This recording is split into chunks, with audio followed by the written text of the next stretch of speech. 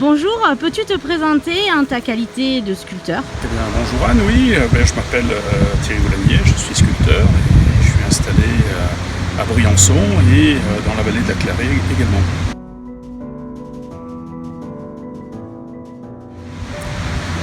Voilà, c'est ici que j'aime travailler, produire mes œuvres pour aller dans le sens de ma démarche, c'est-à-dire parler du lien entre l'homme et la nature, au milieu des bois, au milieu des rochers, afin que ça ait une vraie cohérence dans son aspect environnemental et de bonne résolution au milieu des éléments naturels.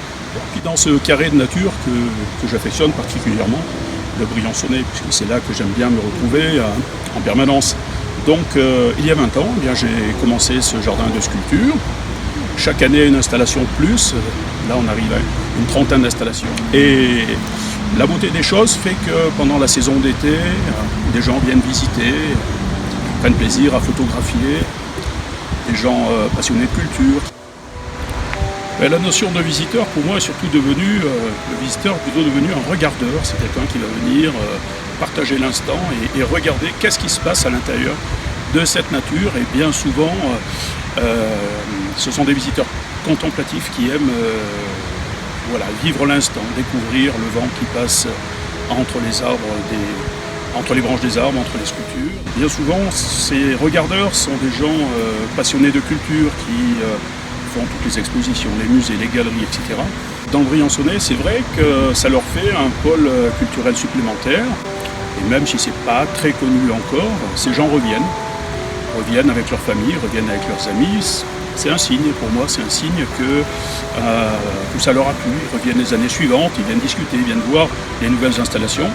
Et je suis très content que ce lieu devienne, entre guillemets, culturel, puisque les gens qui visitent sont des gens amateurs de culture. J'ai besoin de réaliser des œuvres de grand format que je réalise ici, sur l'atelier de Val-des-Prés, et des œuvres de plus petit format, mêlées au public, puisque cet atelier se trouve dans la cité Vauban-Briançon, et là j'y accueille un public assez nombreux. Et dans cet atelier de Briançon-Vauban, c'est surtout destiné aux réalisations de sculptures de petit format et également de gravure, puisque je pratique parallèlement la sculpture également la gravure, tous les éléments de la démarche d'un plasticien.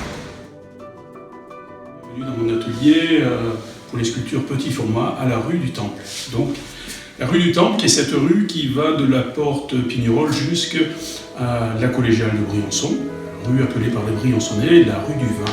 Parce qu'autrefois, il y avait tous les limonadiers, les arrière-cours de magasins qui étaient dans cette rue. J'aime beaucoup être dans cet endroit.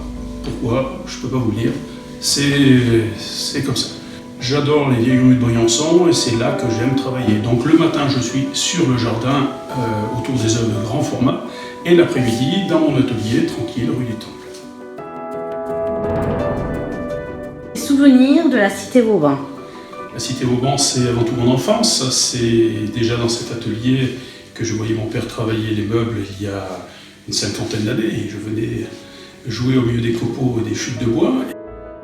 C'est vrai que la cité et les rues principales étaient très animées il y a 50 ans de ça, avec une multitude de petits magasins, avec un tissu social complet, puisqu'il n'y avait pas les grands supermarchés sur la ville de Briançon, et tout se passait dans la rue.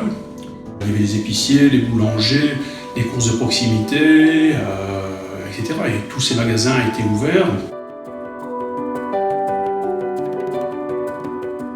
Et c'est vrai qu'aujourd'hui, avec sans doute le marché qui a changé, on voit ces rideaux baissés, ces magasins qui n'existent plus. C'est un peu dommage. Le tissu social, je pense, s'en ressent, parce qu'on n'a pas non plus le même public. On a aujourd'hui un public de touristes, d'estivants, qui viennent seulement sur des périodes courtes, l'été et les vacances scolaires. Et le reste du temps, il n'y a plus personne qui va faire ses courses de besoin, des courses essentielles, dans les rues. Toi, le tourisme 4 saisons, est-il un tourisme qu'il faut travailler, qu'il faut construire avec une proposition culturelle forte? Oui, c'est évident, il suffit de regarder ce qui se passe dans certaines dans certaines cités très belles aussi, souvent avec des murailles, etc. Des cités où le tourisme est axé sur un tourisme culturel, un tourisme qui a su accrocher un public à l'année, et à ce moment-là, ces villes-là sont remplies de passants, de promeneurs, tout au long de l'année, pas seulement sur des périodes scolaires. Qu'est-ce que t'inspire le fait d'être tous unis ensemble derrière ce projet Cité des Arts? De voir une centaine de personnes qui se mobilisent, qui croient à cette vision du futur, d'une ville qui s'ouvre à une nouvelle forme de tourisme, entre parenthèses. Moi je trouve ça fabuleux. Déjà cette cohésion, que les gens, même si on ne connaît pas chacun, que tous ces gens se rassemblent pour avoir un très beau projet commun. Donc est-ce que tu peux m'expliquer ta vision du futur pour la Cité Vauban? Et on travaille maintenant ce projet depuis plusieurs années, d'un grand rêve qui est de construire un pont sur l'avenir. Un pont bâti par tout un groupe, tout un chacun qui porte sa pierre pour faire le grand pas de l'autre côté vers cette cité qui serait remplie de magasins ouverts, de magasins, d'ateliers d'artistes, d'artisans d'art, de galeries, lesquels développeraient un très beau tourisme à vocation culturelle, et qui, comme ça, pérenniserait une véritable façon de visiter la ville. Parce que là, on parle de patrimoine, et c'est vrai que les gens qui viennent à Briançon visitent un patrimoine de pierre. C'est quand même fabuleux de voir toutes ces maisons qui ont 300 ans, ces rues qui ont 400 ans, et tous ces vestiges laissés par nos prédécesseurs, mais peut-être qu'on oublie quelque chose, c'est le patrimoine humain, et tous ces savoir-faire, et de les remettre en évidence, en avant, pour les proposer aux visiteurs, serait peut-être un centre d'intérêt nouveau. On l'a vérifié dans certaines villes, ça marche.